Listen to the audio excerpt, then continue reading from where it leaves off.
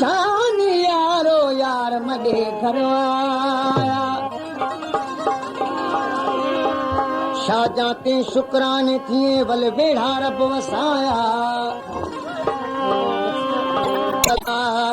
एक लहजे विच क्या दिल पर दर्द आया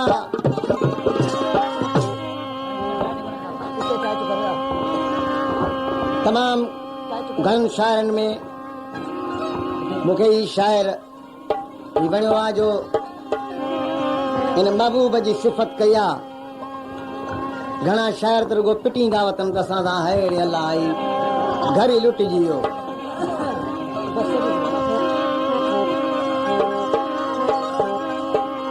आबाद गुजी सुहणा दीदार करायो थई आबाद गुजी सुहणा दीदार करायो थई सालन खां पोइ मिठड़ा मोर ॾेखारियो थई आबाद गुजी सुहणा दीदार करायो थई सालन खां पोइ मिठड़ा मोर ॾेखारियो थई आबाद गुजी सुहणा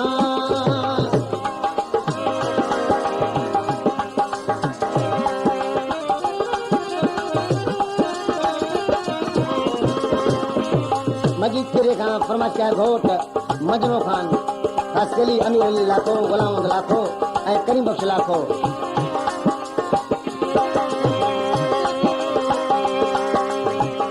ये कलाम खान बख्श समाचार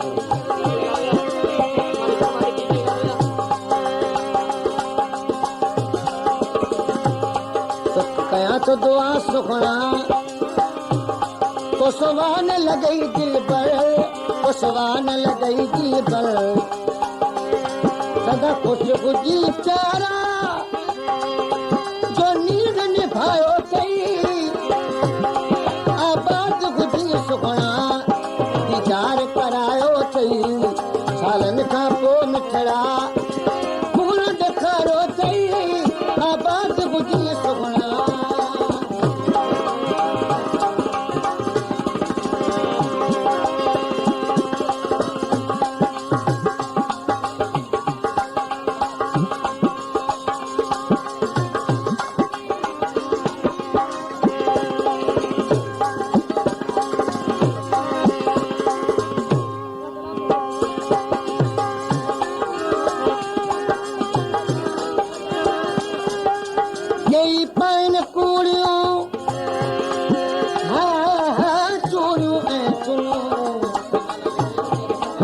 बर्तनी के वेझड़ो जेके लाख सरोज रुनियूं जिन जूं पीरनि खान पुनियूं तिल जूं पीर सभु पुॼायूं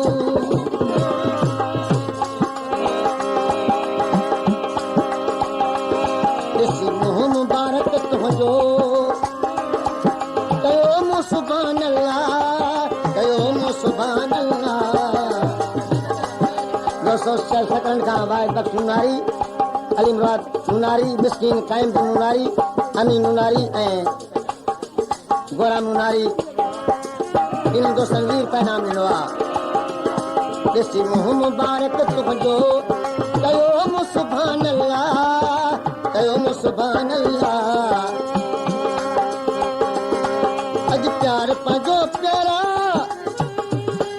तो मां वलायो अथई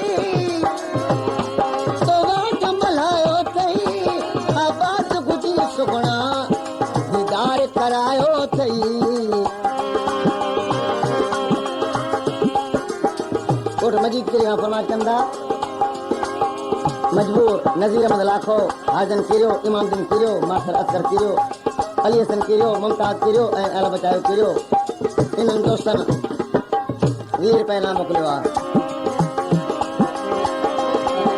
गुलाम कादरी जागी गम दूर किया हिकदम गम दूर किया हिकदम गुलाम कादरी जागी गम दूर किया हिकदम गम दूर किया हिकदम लख साण मिली निकड़ा बड़ो पुल्क कमायो थई आबाद गुजी सुखणा दीदार करायो थई सालन खां पोइ